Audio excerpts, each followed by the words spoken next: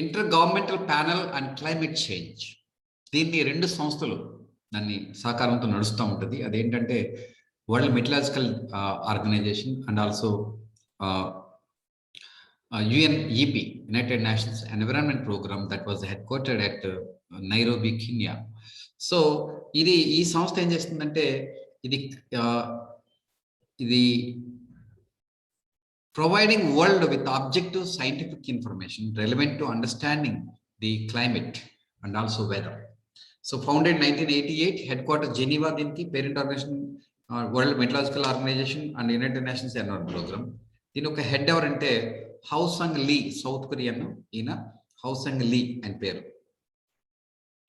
So ICC కృషి చేసినందుకు 2007లో Nobel శాంతి బహుమతి కూడా ఈ సంస్థకు వచ్చింది. అలాగే దీని యొక్క మరియు అధ్యక్షుడు భారత పరిణామవేత్త ఆర్కే పచౌరీలు సంయుక్తంగా లభించిందట. భారతదేశంలో ఒక ఎన్విరాన్మెంటలిస్ట్ ఉన్నారు, ఆయన పచౌరికి. అలాగే ఐపీసీసీకి 2007లో నోబెల్ ప్రైజ్ వచ్చింది. మనకు చాలా మందికి తెలియని విషయం అన్నమాట ఇది. సో ఎన్విరాన్మెంట్, క్లైమేట్ చేంజ్ చాలా ఇంపార్టెంట్ ఈరోజు కరెంట్ ఇష్యూస్లో. చాలా major challenge to the human populations across the globe for the human survival. So the world intellectual property organization, మరొక జెనీవాలో ఉన్నటువంటి మరొక ఇంపార్టెంట్ సంస్థ, చాలా ఇంపార్టెంట్ ఇది, world intellectual property organization. Intellectual property అంటే మేధో హక్కుల సంస్థ. అంటే మేధో హక్కులు కూడా ఆస్తే, అంటే knowledge is also a property అనమాట. దట్ ఈస్ అంటే in order to encourage discoveries, innovations in science and technology field, ఇది ఈ సంస్థను ఏర్పాటు చేయడం జరిగింది. ఇది the world intellectual is one of the 15 specialized regions of united nations. ఇది ఏం చేస్తుందంటే పేటెంట్ హక్కుల్ని ఇస్తుంది. ఎవరైనా ఒక కొత్త ఆవిష్కరణ కనిపెట్టారు అనుకోండి, ఆ సంస్థ కానీ వ్యక్తికి కానీ హక్కులు ఇస్తుంది. అంటే అతను కనిపెట్టాడు, ఆ కనిపెట్టిన ప్రక్రియలో దీన్ని తయారు చేస్తే అది ప్రజలకి ఉపయోగపడుతుంది. కాబట్టి ఆ ప్రక్రియలు ఎవరైతే చేస్తారో వాళ్ళు ఈ కనిపెట్టిన వాళ్ళకి జీవితాంతం వాళ్ళ యొక్క వారసులందరికీ కూడా రాయల్టీ ఇస్తారు. రాయల్టీ ఆ ఇండస్ట్రీస్ ఇంత పర్సంటేజ్ అని పే చేస్తారన్నమాట. దాన్ని రాయల్టీ అంటారు, దాన్ని పేటెంట్ అంటారు. So the world intellectual property Organization, one of the 15 specializations, founded in 1967 July 14, headquarter Geneva, parent organization వచ్చి United Nations Economic Social Council. దీని యొక్క హెడ్ ఎవరంటే Francis Gurry, DIG WIPO. So ఇది ఏం చేస్తుంది అంటే, మీకు అందరికీ తెలుసు కదా, తిరుపతి లడ్డుకి పేటెంట్ ఇచ్చారు, అది ఈ సంస్థ ఇవ్వాలి. ఇట్లా మనకు చాలా, అంటే దాన్ని జాగ్రఫికల్ ఇండికేటర్స్ అంటారు, Geographic indicators, traditional cultural heritage rights. ఇట్లా ప్రపంచవ్యాప్తంగా ఏదైనా సంస్థలు వస్తువులు తయారు చేస్తుంటే మనకి దీనికి వీళ్ళకి హక్కులు ఇస్తుంది అనమాట. అంటే అది ఆ తిరుపతి లడ్డుకి ఎవరైనా తయారు చేయడానికి కుదరదు, ఒకవేళ చేస్తే డబ్బులు కట్టాలి. అదే ప్రాసెస్ అనమాట. అట్లా జాగ్రఫికల్ ఇండికేటర్గా మనకి ఈ వరల్డ్ ఇంటలెక్చువల్ ప్రాపర్టీ ఆర్గనైజేషన్ ఈ హక్కుల్ని ఇస్తుందన్నమాట. అంటే in order to encourage innovation ఈ సంస్థను ఏర్పాటు చేయడం జరిగింది. దీనికి Francis gorilla is DIG WIPO. So ఇది కూడా జెనీవాలో ఉంది. సో ఇంకోటి important, United nations human rights council, ఇది 9వ సంస్థ. యాక్చువల్గా 10 ఇక్కడ మీకు చూపించాను, కానీ ఇంటర్నేషనల్ రెడ్ క్రాస్ కమిటీ మాత్రం అది ఐక్యరాజ్య సమితి అనుబంధ సంస్థ కాదు, అంతర్జాతీయ సంస్థ. 1863లో హెన్రీ డ్యూనాంట్ ఏర్పాటు చేశారు రెడ్ క్రాస్ని. మనకు అందరికి తెలుసు, రెడ్ క్రాస్ యాక్టివిటీస్ ఇప్పుడు బ్లడ్ డొనేషన్లు ఇట్లాంటివన్నీ చేస్తూ ఉన్నారు. వాళ్ళు ముఖ్యంగా ప్రకృతి వార్ చారిటీ వార్ అనే నినాదంతో ప్రారంభించబడింది. ఇక్కడ United nations human rights council, ఇది కూడా మొన్న ఈ మధ్య కాలంలో న్యూస్ పేపర్లోకి వచ్చింది. మీకు అంతర్జాతీయ ఆర్గనైజేషన్లో ఏదో ఒక సంస్థ న్యూస్ పేపర్లో ఉంటుంది ఖచ్చితంగా, మనం జాగ్రత్తగా చూస్తే, అబ్జర్వ్ చేస్తే. అందుకని కరెంట్ ఇష్యూస్ అన్నింటికి కూడా ఇంటర్నేషనల్ ఆర్గనైజేషన్ మీద 5 నుంచి 10 క్వశ్చన్లు రావడానికి కారణం ఇదే. So United nations human rights council, it was formed in 15th March 2006, 15 years ago, head quarter Geneva. దీని యొక్క ప్రెసిడెంట్ ఎవరంటే నజాత్ షమీమ్ అని ఆయన ప్రెసిడెంట్. పేరెంట్ ఆర్గనైజేషన్ వచ్చి United nations general assembly. Okay, ఇది హ్యూమన్ రైట్స్ గురించి కోసం ప్రపంచంలో కృషి చేస్తుంది. అయితే హ్యూమన్ రైట్స్ అంటే ఏంటి అనేది మనం ఇక్కడ చూడండి. దీని యొక్క మ్యాండేట్, దీని యొక్క లక్ష్యం ఏంటంటే for strengthening the promotion, protection of human rights around the globe, for addressing the situations of human rights violations and make recommendations on them. అంటే మానవ హక్కుల ఉల్లంఘన ఎక్కడైతే జరుగుతుందో అక్కడ ఎవరైతే దీన్ని అప్రోచ్ అవుతారో వాళ్ళకి ఒక న్యాయం చేయడానికి ఈ సంస్థ కృషి చేస్తుంది అనమాట. మీకు హ్యూమన్ రైట్స్ అనేది వైలేషన్స్ అనేది అన్ని చోట్ల జరుగుతూ ఉన్నాయి. యుద్ధాలు వచ్చినప్పుడు ముఖ్యంగా జరుగుతాయి. నిరంకుశ ప్రభుత్వాల ఉన్న చోట ఎక్కువగా జరుగుతాయి. అంటే అవేంటో కూడా తెలుసుకుందాం. దీని యొక్క స్ట్రక్చర్ ఏంటంటే నిర్మాణం council made of 47 united nation member states which are elected by the united general assembly for 3 years term. అంటే దీంట్లో 47 మంది సభ్యులు ఉంటారు. మనకి 193 మంది సభ్యులు ఉన్నటువంటి దేశాలు ఉన్నటువంటి ఐక్యరాజ్య సమితికి ఒక 3 సంవత్సరాలకు ఒక్కొక్కరికి 3 సంవత్సరాలకు ఒకసారి ఎలక్షన్ జరుగుతుంది. అందులో 47 మంది సభ్యులు ఎన్నుకుంటారు 193 దేశాల నుంచి. So the human right council represent the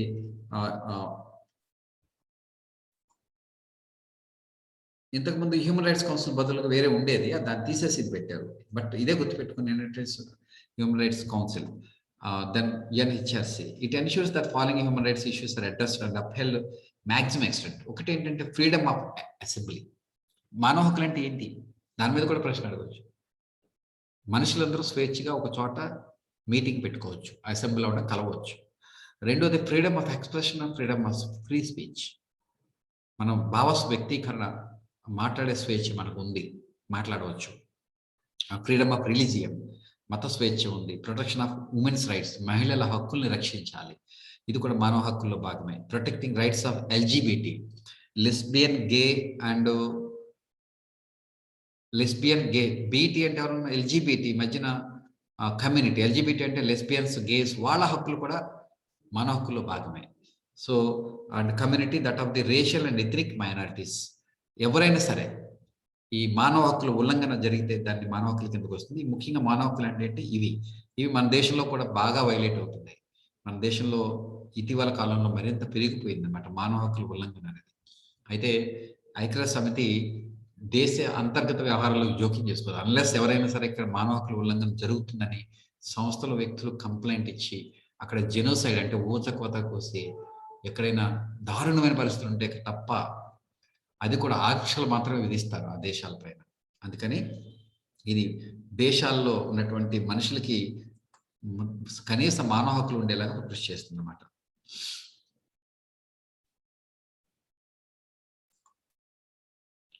మరొక సంస్థ రోమ్లో 4 సంస్థలు ఉన్నాయి, 3 సంస్థలు ఉన్నాయి, FAO, IFAD అండ్ WP.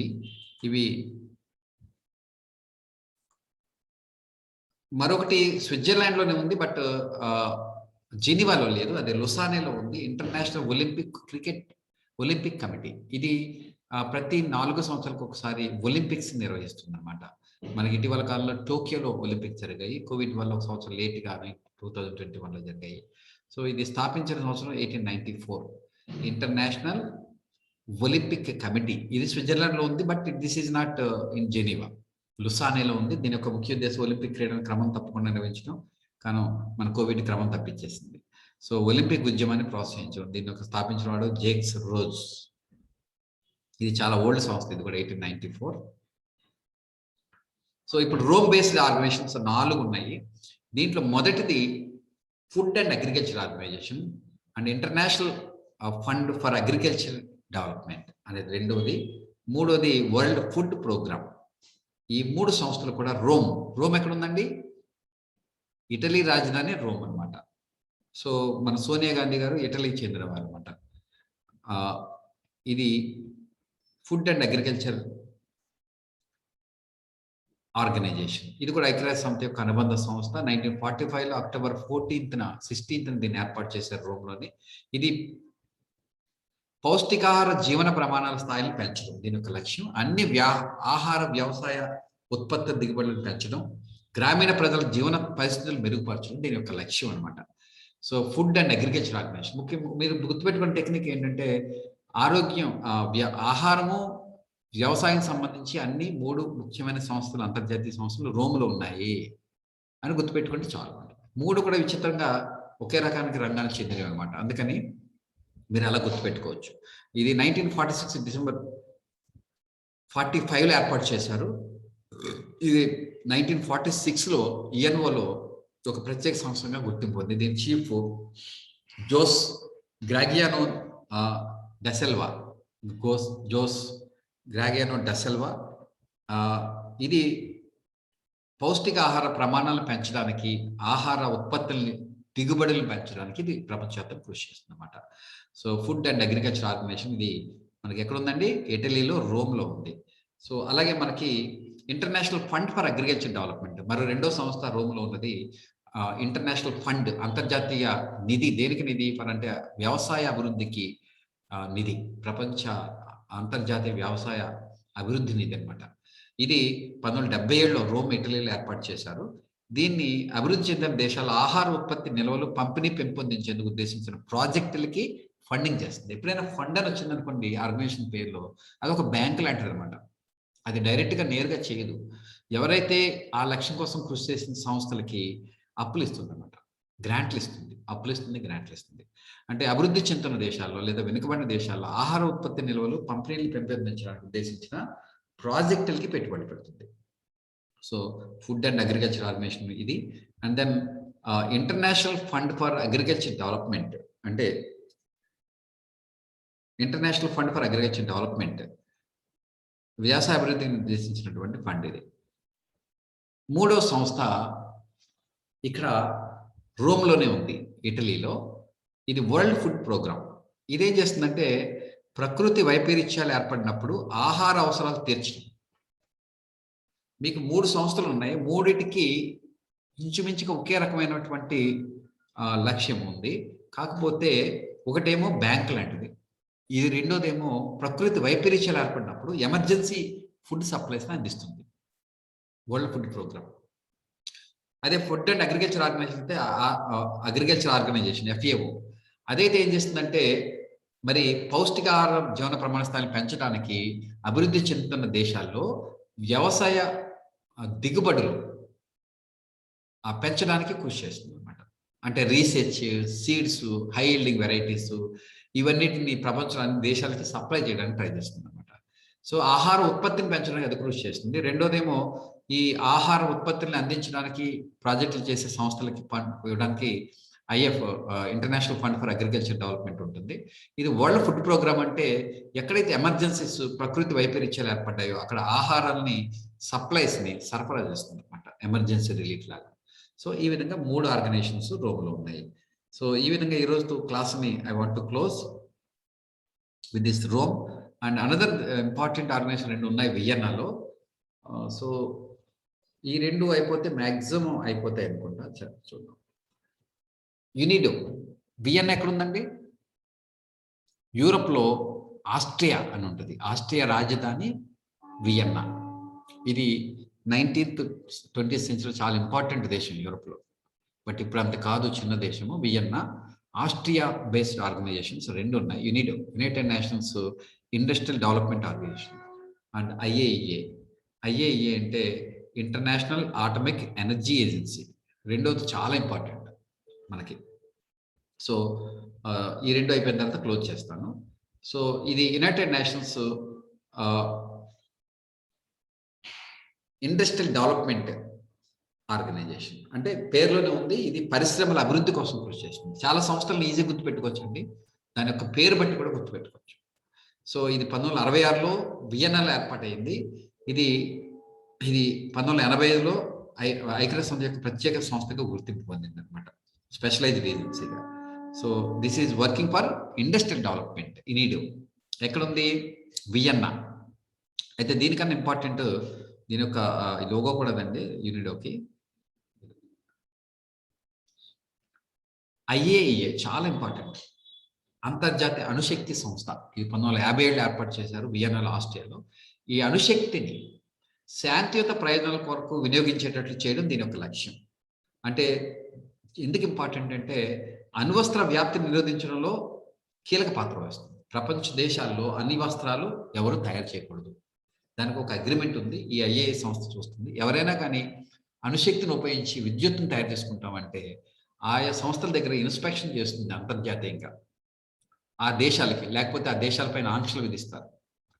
ఎవరు కూడా న్యూక్లియర్ వెపన్స్ తయారు చేయకూడదు అనేటువంటి నాన్ ప్రొలిఫరేషన్ ట్రీటీ అంటారు. NPT, non proliferation treaty. అణ్వస్త్రాల వ్యాప్తి నిరోధించే అగ్రిమెంట్ అన్నమాట. చాలా దేశాలు దాని మీద సంతకాలు చేసి ఇండియా చేయలేదు. ఎన్పిటి పైన. సో ఆ విధంగా మనకి అణ్వస్త్ర వ్యాప్తిని నిరోధించడం చేసిన కృషికి గాను ఐఏఈకి అప్పటి ఐఏఈ అధ్యక్షుడు మహమ్మద్ అల్బరాదికి 2005లో నోబెల్ శాంతి బహుమతి లభించిందన్నమాట. ఈ సంస్థ ఇంపార్టెన్స్ ఏంటి? అణ్వస్త్ర అణు ఇంధనాన్ని, అణుశక్తిని శాంతియుత ప్రయోజనాలకు వాడాలి తప్ప న్యూక్లియర్ వెపన్ తయారు చేయడానికి వాడకూడదు. అందుకని అణ్వస్త్ర వ్యాప్తిని నిరోధించడానికి అంతర్జాతీయంగా ఉండే రెగ్యులేటరీ బాడీ అన్నమాట ఇది. సో ఈ విధంగా ఈ రెండు వియన్నాలో, ఆస్ట్రియాలో ఉన్నటువంటి యునిడో అండ్ ఐఏఈ కూడా ఆ రెండిట్లో ఐఏఈ చాలా ఇంపార్టెంట్. దాన్ని బాగా గుర్తుపెట్టుకోవాలి. మన దేశంలో అయినా సరే ఎక్కడైనా అణుశక్తి సంస్థలను ఏర్పాటు చేస్తే దీని ఇన్స్పెక్షన్, ఇది పర్మిషన్ ఇవ్వాలి ప్రపంచవ్యాప్తంగా. సో ఇది ఇంటర్నేషనల్ అటామిక్ ఎనర్జీ ఏజెన్సీ. దీని సింబల్ లోగో కూడా చూడండి, ఈ న్యూక్లియర్ సింబల్ లోగో ఉంది. సో ఇంకా మనకి నైరోబిలో ఉన్నటువంటి, అది కూడా చెప్పుకుంటే పూర్తయిపోతాయి దీంతో. అంటే ఐక్యరాజ్య సమితి అనుబంధ సంస్థలు పూర్తయిపోతాయి. United nations environment Programme Nairobi, Kenya. United Nations పేర్లోనే ఉందిగా, పర్యావరణం కోసం కృషి చేస్తుంది. సో ఈ పర్యావరణం సుస్థిర అభివృద్ధి లక్ష్యాలని, లేకపోతే climate agreement, Paris climate agreement 2015లో ఏర్పాటు చేయడానికి ఇది కీలక పాత్ర పోషించింది అన్నమాట. ఇది ఐక్యరాజ్య సమితి పర్యావరణ కార్యక్రమం ఎన్విరాన్మెంట్ ప్రోగ్రామ్ 1972లో నైరోబిలో, కెన్యాలో. ఆఫ్రికాలో ఇంకేం లేవు. ఐక్యరాజ్య సమితి అనుబంధ సంస్థలు ఆఫ్రికాలో లేదు, ఒకటే ఉంది. సో అది గుర్తుపెట్టుకుంటే సరిపోతుంది అన్నమాట. సో మానవ పర్యావరణానికి సంబంధించి అన్ని విషయాల్లో అంతర్జాతీయ సహకారం, పర్యావరణ సమస్యలపై ప్రభుత్వాలు ఆలోచించేలా చేయడం దీని యొక్క లక్ష్యం అన్నమాట. సో ఇది పెద్ద సంస్థ కాదు. టోక్యోలో యుఎన్ఓ యూనివర్సిటీ ఉంది, ఐక్యరాజ్య సమితి చెందిన యూనివర్సిటీ. టోక్యో అంటే జపాన్ రాజధాని. 1972లో దీన్ని ఏర్పాటు చేశారు. అభివృద్ధి, సంక్షేమం, మానవ మనుగడ విషయాలు పరిశోధనతో పాటిస్తుంది. సో ఈ విధంగా మనకి ఈ అంతర్జాతీయ అనుబంధ సంస్థలు, దేనికి ఐక్యరాజ్య సమితి అనుబంధ సంస్థలు అని మనం చెప్పవచ్చు. లయన్స్ ఫ్రాన్స్ లో ఇంటర్పోల్ అంటే ఎక్కడైనా అంతర్జాతీయ క్రైమ్స్ జరిగినాయి అనుకోండి, మన దేశంలో ఎవడైనా ఇక్కడ క్రైమ్ చేసి వేరే దేశం పారిపోయాడు అనుకోండి, అలాంటి సందర్భంలో మన పోలీసులు వాళ్ళు ఆ ఇంటర్పోల్ని కాంటాక్ట్ చేస్తే వాళ్ళు అక్కడ ట్రేస్ చేసి వాటిని పట్టుకుంటారు అనమాట. మన సినిమాలో చూసాం చాలా. ఆ ఇంటర్పోల్ అనే సంస్థ ఫ్రాన్స్లోని లయన్స్ అనే పట్టణంలో ఉంది. ఇది 1923లో ఏర్పాటు చేశారు. దీన్ని ఇంటర్పోల్గా పునర్వ్యవస్థీకరించారు 1956లో. 1996లో సాధారణ సభలో పరిశీలక హోదా కల్పించారు. ఇది కూడా అనుబంధ సంస్థ కాదు, స్ట్రిక్ట్లీ సే. కానీ ఐక్యరాజ్య సమితి సాధారణ సభలో దీనికి పరిశీలక హోదా కల్పించారు అనమాట. ఇంటర్పోల్ అనేది ఒక ఐక్యరాజ్య సమితి సంస్థ కాదు. ఐక్యరాజ్య సమితి సంస్థ అంటే యునిడో చెప్పుకున్నాము, ఐఏఈఏ కూడా ఐక్యరాజ్య సమితి యొక్క అనుబంధ సంస్థలు అనమాట. అలాగే మనం ఇప్పుడు చెప్పుకున్న టోక్యో అది యుఎన్ఓ యూనివర్సిటీ, పేరే యుఎన్ఓ యూనివర్సిటీ. అది టోక్యోలో ఉంది కాబట్టి అది ఐక్యరాజ్య సమితి సంబంధించినటువంటి స్పెషలైజ్డ్ ఆర్గనైజేషన్. సో ఈ విధంగా మనకి ఉంది. ఇంకొకటి UNESCO, United Nations Economic, Social and Cultural Organization. Economic అది educational, United Nations Educational, Social and Cultural Organization. This also very important. అంటే మనం ఇప్పుడు చెప్పుకున్నటువంటి ఒక 17 సంస్థల్లో ఒక 7 ఇంపార్టెంట్ ఉంటాయి. ఆ 7 అన్ని విషయాల్లోనే గుర్తుపెట్టుకోవాలి. మిగిలినవన్నీ ఆటోమేటిక్గా ఒక పరిచయం ఏర్పాటు చేసుకుంటే సరిపోతుంది అనమాట. సో 6-7లో ఇంపార్టెంట్లో చెప్పుకోవాలనుకుంటే, మొదట మనం చెప్పుకున్నటువంటి UNICEF and also WHO, world bank, IMF, IAEA, UNEP, united nations environment programme, IPCC, WMO, world meteorological organization, ఇలాంటివి చాలా ఇంపార్టెంట్. ఓకే, అలాగే యునెస్కో, కోవాకు చెందిన యునెస్కో కూడా చాలా ఇంపార్టెంట్. దీని యొక్క హెడ్ క్వార్టర్ మాత్రం ప్యారిస్లో ఉంది. మనం లయన్స్లో చెప్పుకున్నాం, ఇంటర్పోల్ ఉందని. అలాగే ఇది ఫ్రాన్స్లో ఉన్నటువంటి దాంట్లో యునెస్కో ఒకటి ఉంది. దీని చీఫ్ ఇరినా బొకోవా. ఇదేం చేస్తుందంటే, it is the United Nations educational, scientific, cultural, అంటే ప్రపంచవ్యాప్తంగా విద్యా విషయాల్లోని, శాస్త్రీయ విషయాల్లోని, సాంస్కృతిక విషయాల్లోని సహకారాన్ని పెంపొందించడానికి సంస్థ కృషి చేస్తుందన్నమాట. Promoting world peace and security through international cooperation, education, arts, sciences, culture. అంటే యునెస్కో హెరిటేజ్ సైట్స్ అని ఇటీవల కాలంలో మనకి రామప్ప దేవాలయాన్ని వరంగల్లో ఉంది, ఆ దేవాలయాన్ని గుర్తించారు. మీకు ఐడియా ఉంది కదా. అంటే అంతర్జాతీయంగా కొన్ని కల్చరల్ ప్లేసెస్ని, టెంపుల్స్ని, వీటిని గుర్తింపించే సంస్థ కూడా ఇది అనమాట. అందుకే మన క్వశ్చన్ ఏమైనా వస్తే, వరల్డ్ యునెస్కో ఇచ్చిన హెరిటేజ్ సైట్స్ భారతదేశంలో ఎన్ని ఉన్నాయి, అవి ఎక్కడెక్కడ ఉన్నాయి, ఆంధ్రప్రదేశ్లో, భారతదేశంలో, అవి గుర్తుపెట్టుకోవాలి. అది యునెస్కో ఇస్తుందన్నమాట గుర్తింపు. ఇది ప్యారిస్‌లో ఉంది.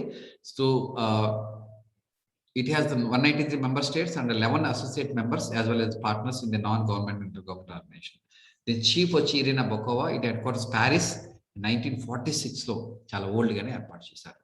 సో ఇది ఇంకొకటి ఉంది ఇక్కడ లండన్‌లో, ఇంగ్లాండ్‌లో. దీన్ని ఆమ్నెస్టీ ఇంటర్నేషనల్ అంటారు. ఇది ప్రపంచ మానవ హక్కుల సంస్థ. బట్ ఇది ఐక్యరాజ్య సమితి యొక్క అనుబంధ సంస్థ కాదు. సో అది గుర్తుపెట్టుకోవాలి. కానీ ఆ మానవ హక్కులు ప్రపంచంలో దానికోసం విశేష కృషి చేసినటువంటి సంస్థ అయిన ప్రపంచంలో ఉందంటే అది ఆమ్నెస్టీ ఇంటర్నేషనల్. దీని యొక్క రాజధాని లండన్‌లో ఉంది. ఇది 1961లో ఏర్పాటు చేశారు. దీనికి secretary general Sunil Shetty of India, భారతదేశానికి చెందినటువంటి సునీల్ శెట్టి దీని యొక్క సెక్రటరీ జనరల్. బ్రిటన్ చెందిన న్యాయవాది పీటర్ బెన్సన్ ఈ సంస్థను స్థాపించాడు. Peter Benson. ఆమ్నెస్టీ ఇంటర్నేషనల్ దీని పేరు. సో ఇది ప్రపంచవ్యాప్తంగా మానవ హక్కుల పరిరక్షణ కోసం ఈ సంస్థ ప్రధాన ఉద్దేశం. మనకి ఐక్యరాజ్య సమితిలో United nations human rights council చూసాం కదా, అది కూడా ఇందుకే కృషి చేస్తుంది. బట్ అది ఐక్యరాజ్య సమితి అనుబంధ సంస్థ, ఇది కాదనమాట. ఇది ఒక ఎన్జిఓ లాంటిది, నాన్ గవర్నమెంటల్ ఆర్గనైజేషన్ లాంటిది. సో ఈ సంస్థకి నోబెల్ శాంతి బహుమతి కూడా వచ్చింది 1977లో. సో దట్స్ వై ఐక్యరాజ్య సమితి ప్రపంచంలో ఏదైనా మానవ హక్కులు అనగానే ఆమ్నెస్టీ ఇంటర్నేషనల్ గుర్తుకొస్తుంది అనమాట. కొన్ని ఎన్జిఓస్ అంతర్జాతీయంగా యాక్టివ్ రోల్ ప్లే చేస్తున్నాయి. అందులో ఇది ఒకటి మనకి ఆమ్నెస్టీ ఇంటర్నేషనల్. మీకు ఇంటర్నేషనల్ క్రిమినల్ కోర్టు నెదర్లాండ్స్ హేగ్లో ఉంది. ఐక్యరాజ్య సమితిది. అయితే ఐక్యరాజ్య సమితిలో చదువుకున్నప్పుడు చదువుకుంటాం మనం. దీనికి 6 అంగాలు ఉన్నాయి. 6 ఆర్గాన్స్ టు ది ఐక్యరాజ్య సమితికి. 6 అంగాల్లో ఇంటర్నేషనల్ క్రిమినల్ కోర్ట్ అనేది ఒకటి ఉంది. ది హేగ్ నెదర్లాండ్స్ లో ఉంది. ఇది 2002 జూలై 1న ఏర్పాటు చేశారు. సో ఇది పెద్ద ఇంపార్టెంట్ కాదు ఈ కాంటెక్స్ట్ లో మనకి.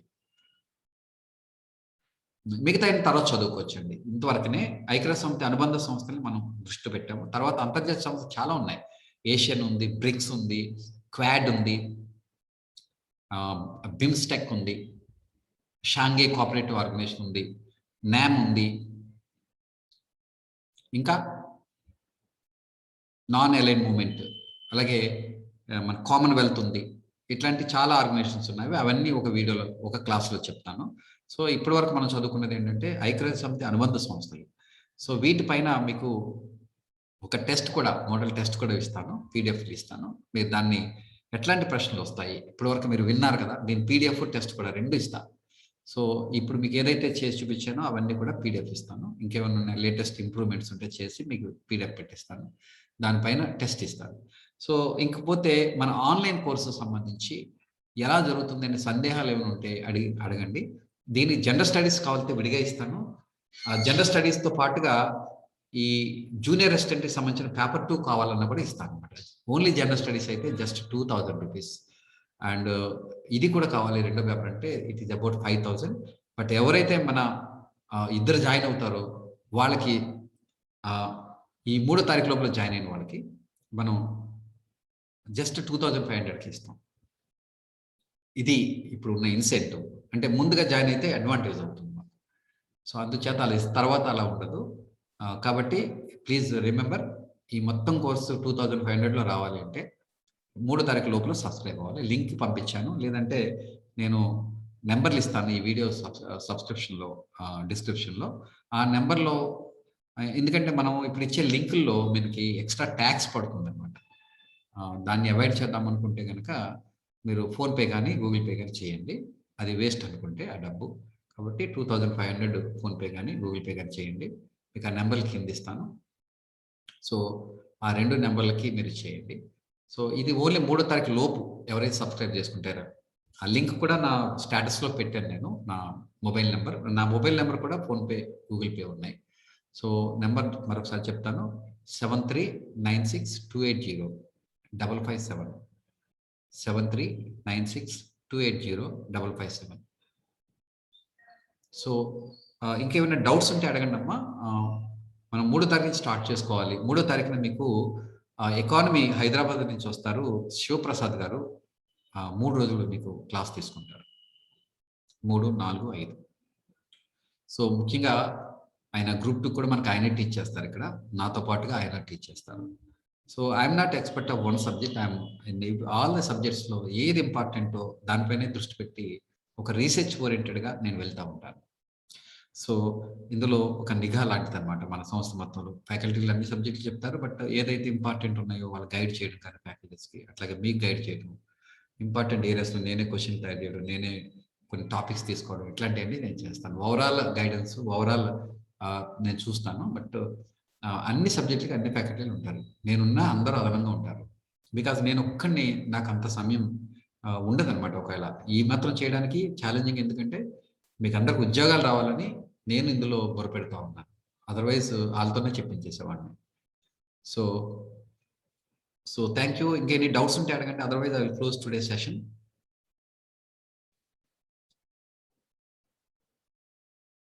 నన్ను అడగండి ఏమైనా డౌట్స్ ఉంటే ఇంకాను. ముఖ్యంగా అది మనకి ఆన్‌లైన్ క్లాసెస్ అన్నీ కూడా మీకు ఏదైనా మిస్ అయితే వినటం లైవ్ క్లాసెస్‌ని నెక్స్ట్ డేనే మీరు యాప్‌లో అప్‌లోడ్ చేస్తాం. మీరు వినొచ్చు, ప్రాబ్లమ్ ఉండదు. యాప్‌లోనే మీరు ఆన్‌లైన్ టెస్ట్ అటెంప్ట్ చేసుకోవచ్చు. యాప్‌లోనే మీకు మెటీరియల్ కూడా పీడీఎఫ్స్ అప్‌లోడ్ చేస్తాం.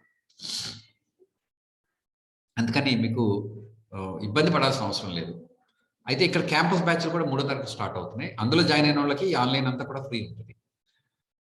So, this is the offer that before ఆహ్, మూడో తారీఖు లోపల ఇద్దరు కలిసి జాయిన్ అయితే వాళ్ళకి 5,000కి ఇద్దరికి వస్తుంది.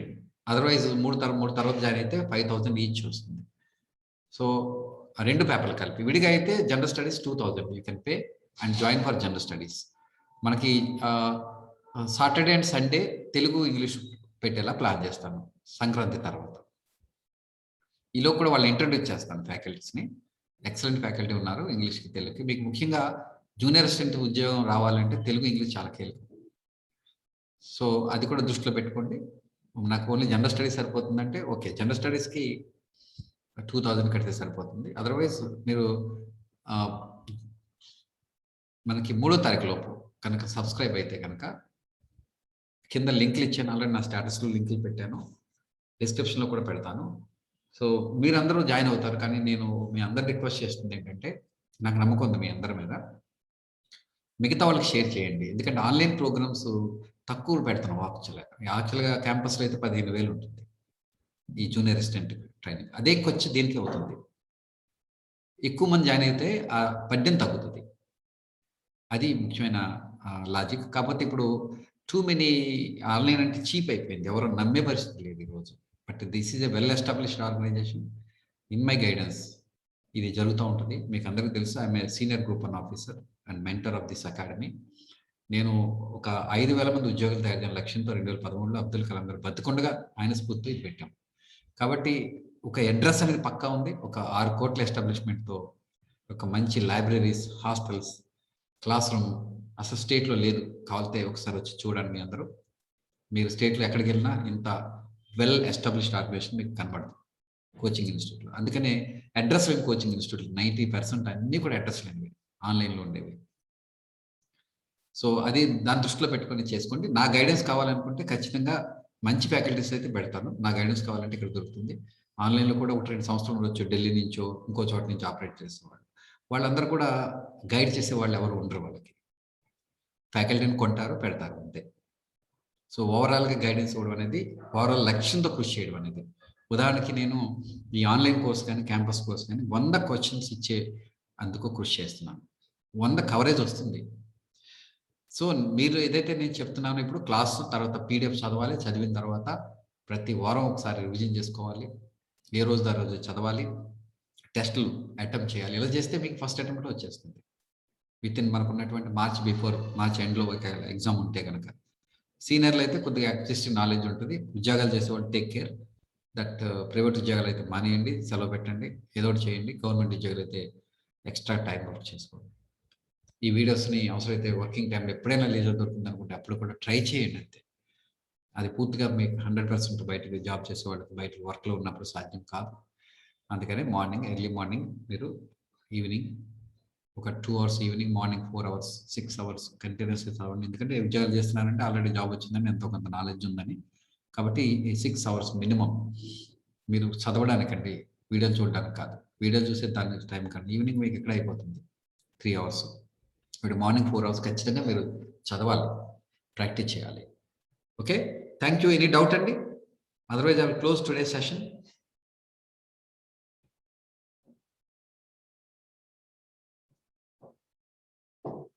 మన ఆన్లైన్ కోర్స్ 3వ తరగతి ప్రారంభిస్తున్నాము. దానికి సంబంధించి ఏమైనా సందేహాలు ఉన్నాయా?